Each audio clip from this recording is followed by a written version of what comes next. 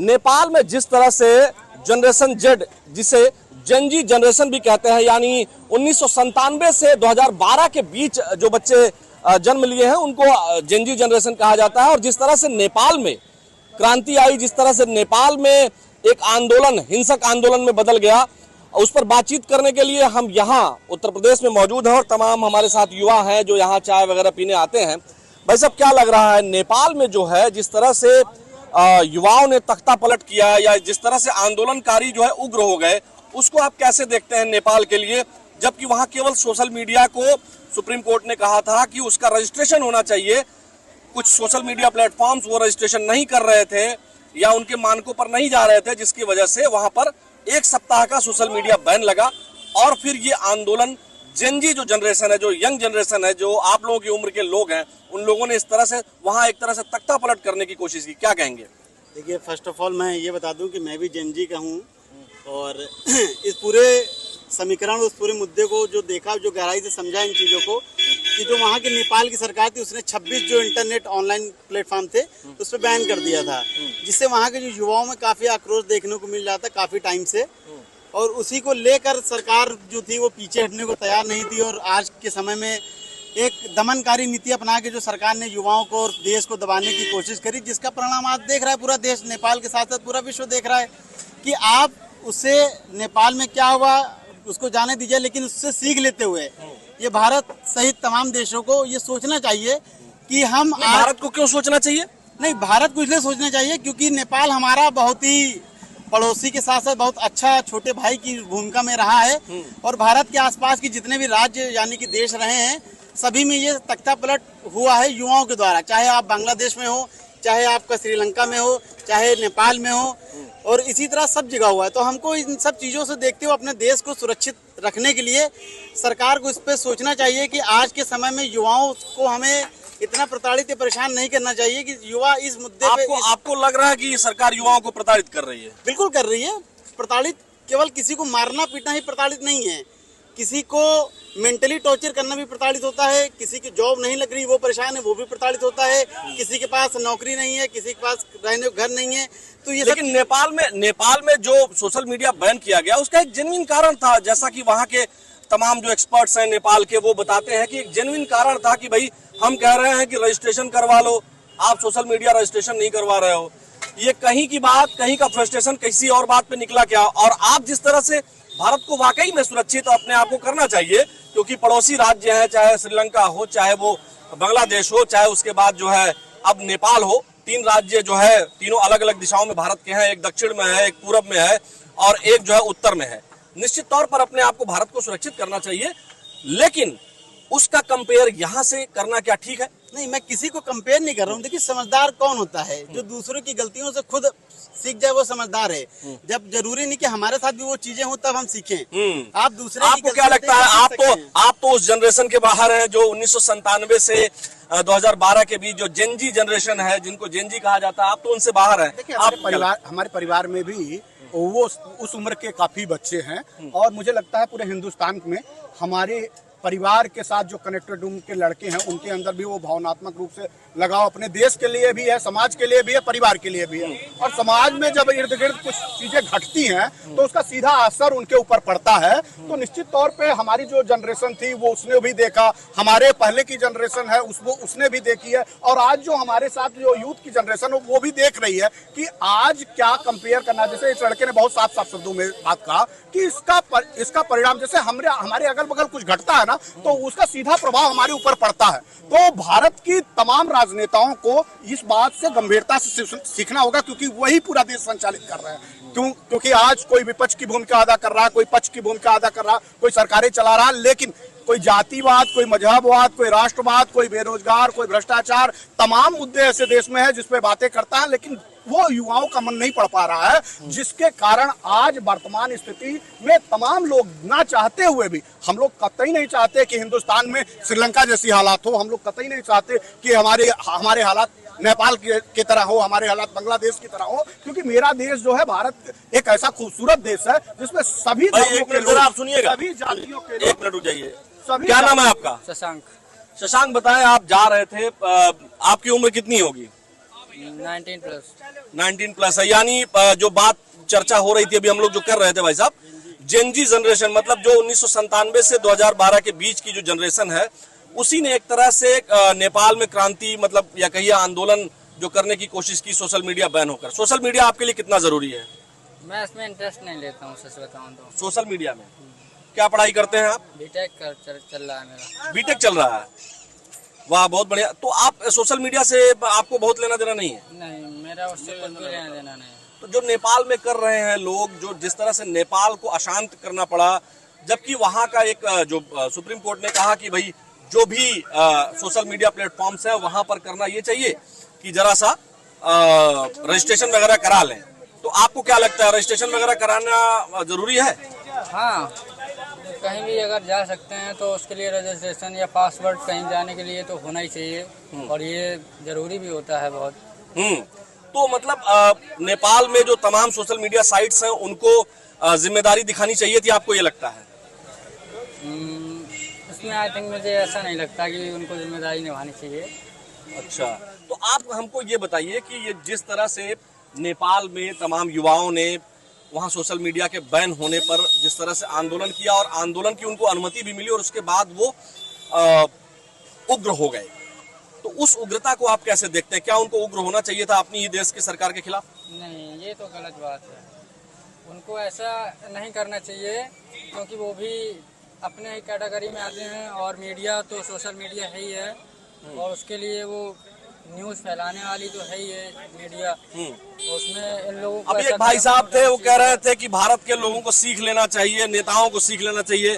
भारत की जो Gen Z generation है, यानी आप लोगों की उम्र के लोग हैं, वो क्या सोचते हैं? इसमें आप लोग क्या इस तरह के उग्र आंदोलन में अगर किसी के बहकावे में आके करने के लिए तैयार हो सकते हैं क्या? नहीं, ऐसा नहीं, ऐसा कभी नहीं कर सकते हम लोग।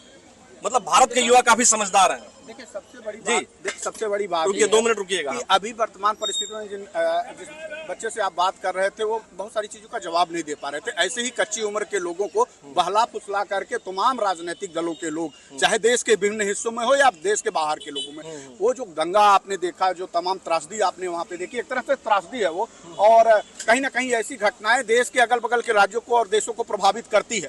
तो मैं तो यही कहूंगा, हमारे देश भर के तमाम साथी जो है, खासतौर पर प्रबुद्ध वर्ग के लोग जो हैं, यूथ की जनरेशन से थोड़ा उठ करके जो लोग हैं, वो बेहद शालीनता और गंभीरता के साथ सामाजिक मुद्दों को उठाएं और सामाजिकता को परोसे, ना कि देश में वैमनस्यता। तमाम टीवी चैनल हैं और तमाम लोग हैं, तमाम चर्चाएं हो रही हैं, आज इस पे दिखाई जा रही हैं। कोई सोशल मीडिया नहीं देख पा रहा है, जैसे इनके जैसे लोग सोशल मीडिया नहीं देख पा रहे, तो लेकिन क्योंकि इनके पास कोई जगह नहीं है। लेकिन जो लोग आज सोशल मीडिया से लेकर राष्ट्रीय टीवी चैनलों को देख रहे हैं, तो मेरा उनसे भी निवेदन और आग्रह है कि आज भारत अगल बगल देशों में तमाम हालात जो दिख रहे हैं, उसका सीधा प्रभाव पड़ता ही पड़ता है। तो मेरा निवेदन यह है कि उन सभी चैनलों से भी कि आज हम लोगों को अपने देश में के युवाओं को सही रास्ता दिखाने की जरूरत है। युवाओं को सही रास्ता दिखाने की जरूरत है।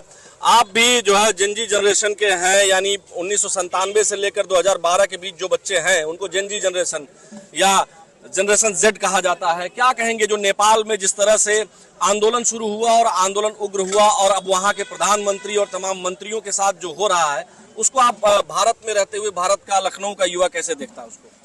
वो नेपाल में जो हुआ है वो अच्छा नहीं हुआ है।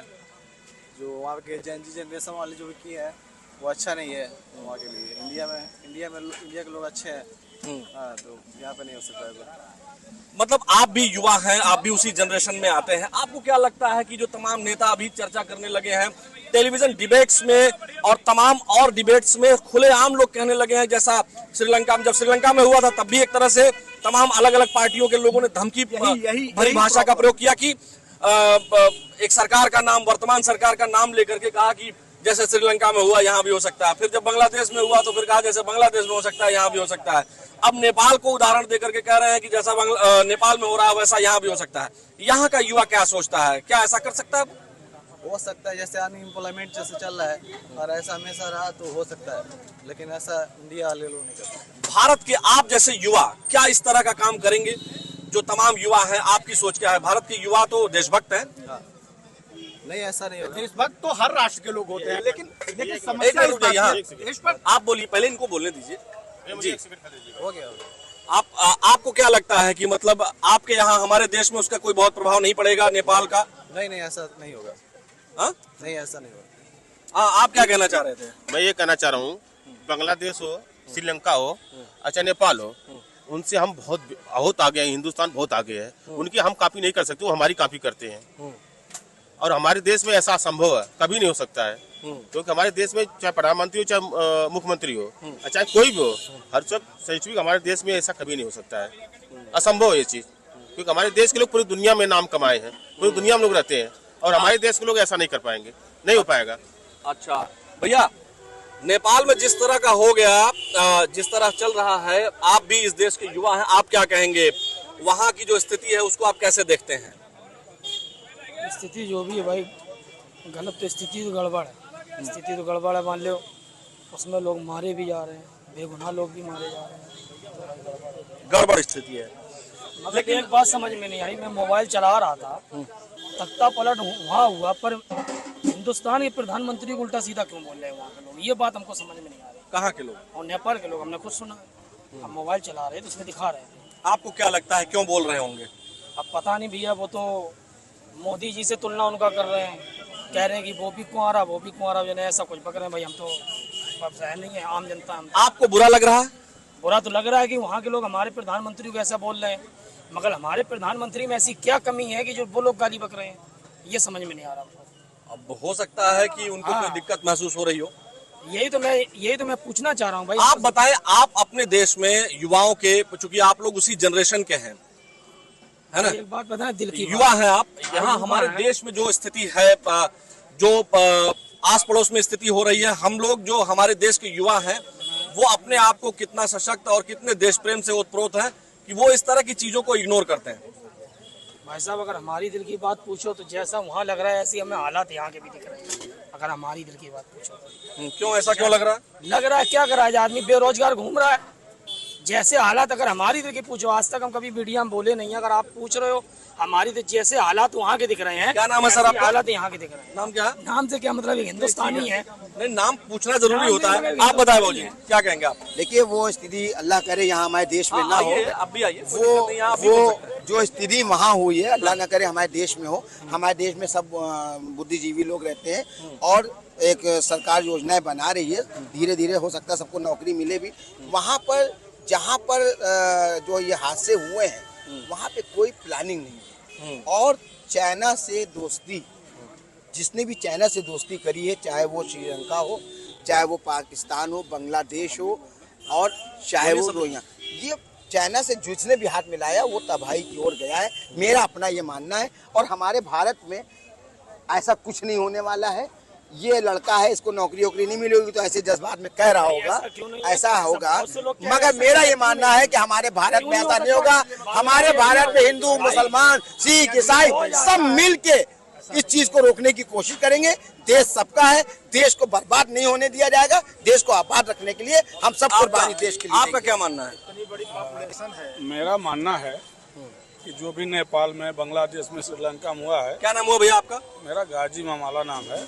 जो भी नेपाल, श्रीलंका या बांग्लादेश में हुआ है वो गलत है, लेकिन उससे हमारी सरकारों को सीख लेना चाहिए। क्यों, क्या सीख लेना चाहिए? सीख लेना ये चाहिए कि जैसे बेरोजगारी, बढ़ती बेरोजगारी हो, या महंगाई हो, या भ्रष्टाचार हो, या गैर बराबरी हो। एक आदमी खूब अमीर बनता जा रहा है, एक आदमी गरीब बनता जा रहा है, तो एक मौलिक अधिकार है कि उसका पेट भरना चाहिए। पेट भरना चाहिए, दाल रोटी और ये सब गैस और ये सब मिलना चाहिए। तो वहाँ पे जो हुआ है उससे देखना चाहिए कि क्यों, क्या कारण था कि जो इस तरह का प्रदर्शन हुआ है, या इस तरह से विधानसभा। निश्चित तौर पर जो भारत का विदेश मंत्रालय होगा और जो तमाम और जगह होगी वो लोग देख रहे होंगे, हम सभी भी देख रहे हैं, आप भी देख रहे हैं। लेकिन नेपाल से भारत की तुलना जो भी कर रहा है, क्यों कर रहा है, ये गलत है कि नहीं? कहीं से तुलना, हमारा देश बहुत संयमित देश है, भाईचारा वाला देश है। बिल्कुल, यहाँ पे कहीं ऐसा नहीं है कि किसी से तुलना किया जाए। नेपाल, बांग्लादेश है, किसी से पाकिस्तान, इससे तुलना करने लायक नहीं है। हमारा देश बहुत ही अच्छा है। यहाँ गंगा जमुनी तहजीब या कोई तहजीब यहाँ बहुत अच्छा है। लेकिन हमारा है कि वहाँ पे वीडियो देखने के बाद जो जल रहा है या जो स्थिति बन रही है, उसको देख करके हम लोगों को भी एक मंथन करना चाहिए कि आखिर में कारण क्या है, कि आखिर में हमारे अगल बगल पड़ोसी देशों में इस तरह की घटनाएं हो रही है। उससे हमको थोड़ा सा सीख लेना चाहिए, उसको समझ। फिलहाल हमारा देश बहुत ही अच्छा है, उदारवादी देश है। यहाँ पे भूखे रह करके भी भजन करते हैं, इसलिए हमारे देश में इस तरह का कोई मामला नहीं है। अच्छा, युवाओं की बात जो तमाम लोग कर रहे हैं, जो जेनजी जनरेशन है, थोड़ी सी एक प्रश्न आप ले लीजिए। अपनी बात तो आपने कह ली। जो जेनजी जनरेशन है, जो 1997-2012 के बीच की जो जनरेशन है, जो यंग है, युवा है, एनर्जेटिक है, तमाम उसके सपने हैं, तमाम और चीजें भी वो सोचता है। अगर वो जनरेशन की बात यहाँ हो रही है, तो हमारे यहाँ की जो वो जनरेशन है जो लगभग 27 वर्ष की आयु तक है, और श्रीलंका या बांग्लादेश या जो नेपाल की ये जो जनरेशन है, उससे अंतर क्या देखते हैं? क्योंकि आपके परिवारों में भी तो बच्चे हैं। अंतर कुछ नहीं है। यहाँ का जो भी स्थिति वही स्थिति वहाँ भी, उनको भी रोटी कपड़ा मकान चाहिए, हमको भी चाहिए, यहाँ भी चाहिए, यहाँ भी एम्प्लॉयमेंट चाहिए, वहाँ भी चाहिए। लेकिन अपेक्षाकृत हमारे यहाँ की जो यंग जनरेशन है वो सेंसिटिव है, देश को लेकर के संयमित है। और हमारे वहाँ कारण है, हमारे वहाँ सरकारी नौकरियां या सरकारी संस्थाओं के बाद तमाम प्राइवेट जॉब हमारे देश में है, जिसको किया जा सकता है और कर भी रहे हैं लोग।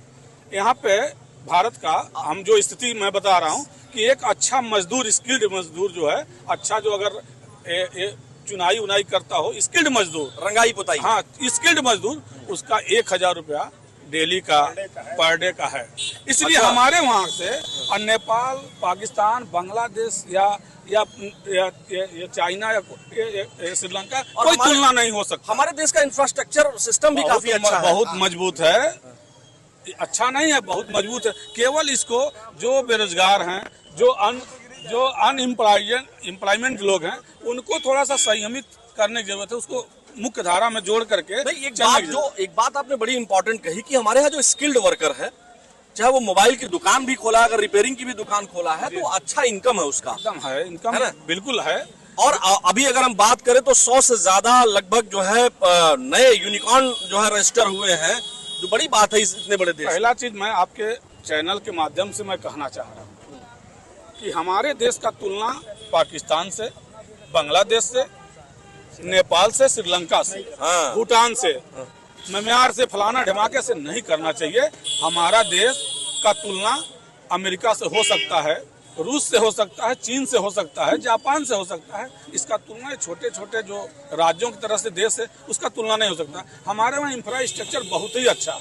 हमारे अगर उत्तर प्रदेश की अकेले इकोनॉमी की बात कर ले तो जो है 1 ट्रिलियन की तरफ बढ़ रही है। हमारा उत्तर प्रदेश देश है, ये देश के बराबर है।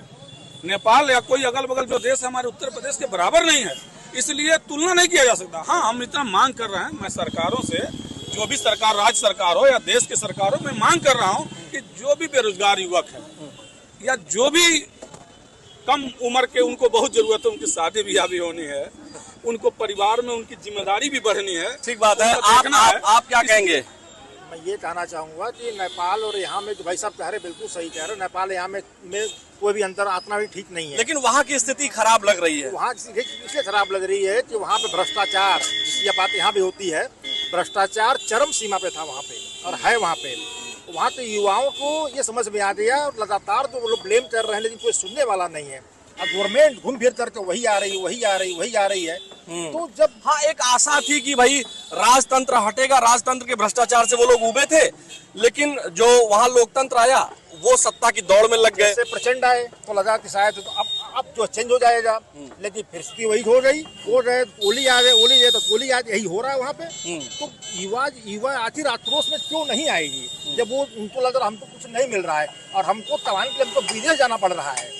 अभी आप बता दें, नेपाल में बहुत से ऐसे युवा हैं जिनको नौकरी के लिए वो रसिया गए और यहाँ से एजेंट्स वो ले गए और वहाँ पे उनको सेना में लगा दिए। बहुत सारे हम लोग मारे जा रहे हैं और मरे वहाँ पे। उनको नहीं पता हम कहाँ जा रहे हैं, क्यों? उनका वहाँ भूखमरी पड़ी है, पैसा है ही नहीं। तो भारत से कंपेयर करना उचित। आप क्या कहेंगे नेताजी? देखिए, परिस्थितियाँ हैं, परिस्थितियों को भारत के नेताओं को देखना चाहिए। अभी भाई साहब कह रहे हैं कि रूस गए और कहाँ गए, इजराइल भी भारत के लोग गए हैं। नहीं, भारत के इन्होंने नेपाल के लोगों की बात कही। नेपाल के लोग गए ना, तो भारत के लोग भी इजराइल गए। बेरोजगारी की समस्या है जिस देश में। भारत के लोग इजराइल किस लिए गए? इजराइल कमाने के लिए गए, ईटा गारा जो है मकान बनाने के लिए, जो भाई स्किल्ड वर्कर बता रहे हैं। स्किल्ड वर्कर गए, वो तो एक्सचेंज हर देश अपना, वहां से टेक्नोलॉजी हमारे यहाँ आती है इजराइल से, जो टेक्नोलॉजी सिखाने के लिए आते हैं। हमारे यहाँ से भी टेक्नोलॉजी सिखाने के लिए जाते हैं। United nation peace keeping forces में हमारे यहाँ लोग जाते हैं। पत्रकार महोदय, वो लोग कमाने खाने गए हैं और ITI अलीगंज के द्वारा भेजे गए इंटरव्यू के द्वारा, और उसके बाद रो रहे थे। अखबारों में छपा था, अमर उजाला में छपा था कि बमबारी हो रही, हम लोग बंकर के अंदर घुसे हुए अपने माँ बाप। भाई तो जब इजराइल जो है, एक मिनट रुक जाइए, जब वहाँ इजराइल ऐसा देश है कि जहां आस पड़ोस से वो घिरा हुआ है, गाजा की घटना हुई, उसके बाद तो बमबारी हुई, तो उसमें हमारे देश के जो स्किल्ड वर्कर यहाँ से गए, ITI करके गए ना, स्किल्ड है ना, वो उसका पैसा मिल रहा होगा ना, तो वो कमाने गए हैं ना, तो उनको आप दूसरे वे में क्यों ले रहे हैं? हम दूसरे वे में नहीं, अगर अपने देश में बीटेक एमटेक IIT करने वालों को रोजगार मिलता और जो है, तब बाहर क्यों जाते? मजबूरी में जा रहे हैं लोग, ITI करके मजबूरी में जा रहे हैं। अगर इन मजबूरी में क्यों जा रहे हैं? वहाँ ज्यादा पैसा मिल रहा है, वहाँ से डॉलर कमा के देश की इकोनॉमी मजबूत कर रहे हैं। कोई जान गंवाने के लिए नहीं जाता, जिंदा रहने के लिए हम यहाँ हैं। आपको जानकारी हालात है। नहीं, एक चीज, एक मिनट भैया एक मिनट आपको बता दें सर, आप भी मानेंगे या आप जो भी है, अटल बिहारी वाजपेयी जी ने जब गल्फ कंट्रीज में जाने का खोला, उसके बाद जो है, जब परमाणु परीक्षण भारत ने किया, तो वही जो बाहर से डॉलर कमा के लोग लाए थे, उसी ने हमारी अर्थव्यवस्था को मजबूत किया। तो बाहर जो कमाते हैं वो हमारे देश की रीढ़ हैं, उनको आप जो है गलत वे में मत लीजिए कि वो वे में नहीं रो रहे थे, ये भी मैंने देखा, रो रहे थे। आपको क्या कहना है? सच्चाई ये है। आप बताइए, जो बाहर कमाने जाते हैं वो अच्छा है कि नहीं भारत से? एम्प्लॉयमेंट तो देश में और विदेश में हर जगह किया जा सकता है। बिल्कुल, वो तो एक अपनी जगह है, एम्प्लॉयमेंट होना भी चाहिए। यहाँ पे मुख्य चीज ये है कि जो बच्चे हैं, नेपाल का अगर उसको स्टडी करेंगे, भाई नेपाल से भारत की कोई तुलना ही नहीं है। कोई तुलना, मैं पहले भी बोल चुका हूँ, कोई उसका तुलना नहीं है। लेकिन अगर नेपाल का स्टडी करेंगे, वहाँ भी बच्चों का फीस चरम पे। देखिए, बच्चों का फीस, और ये भी आप जान लीजिए नेताजी कि नेपाल में जो स्थिति है वो कहीं ना कहीं वहाँ खेती गृहस्थी भी ठीक से नहीं है। हमारे यहाँ हर चीज की सुविधा है, बहुत सुविधा है, लेकिन इस पे ध्यान देना चाहिए ना। बस यहाँ देखिए, यहाँ से केवल यहाँ की गवर्नमेंट को इस घटना से ये सबक लेना चाहिए, जितनी जल्दी हो यहाँ से भ्रष्टाचार खत्म करें, जितनी जल्दी हो। हर विभागों में भ्रष्टाचार फैला हुआ, हर विभागों में। हम तरह आप शासन अच्छा चला लें, प्रशासन में गड़बड़ी, कहीं तो प्रॉब्लम है।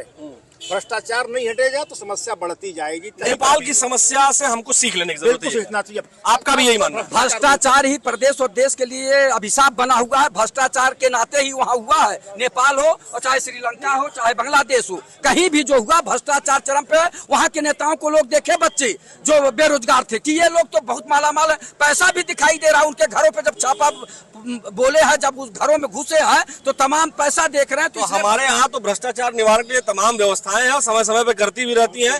वो जो है तमाम लोग पकड़े जाते हैं और उनको दंड भी मिलता है। हमारे देश की तुलना में 1 आध 2 लोग 4 लोग पकड़े जा रहे हैं पत्रकार महोदय। इस पे आपकी भी जिम्मेदारी है, सरकार की, उससे ज्यादा हम लोगों की है कि हम लोग आवाज उठाते रहे कि भ्रष्टाचार को समाप्त करिए। बिल्कुल ठीक बात है।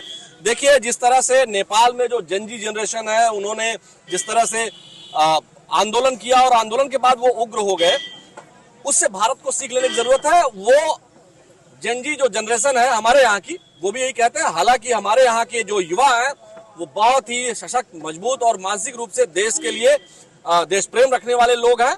तो यहाँ सब कुछ ठीक है, लेकिन नेपाल जो एक छोटा सा देश है, वहाँ स्थितियां खराब हुई हैं और उन स्थितियों को धीरे धीरे सेना ने अपने कंट्रोल में रखा हुआ है। लेकिन भारत में इसकी चर्चा, लखनऊ में इसकी चर्चा जोरों पर है।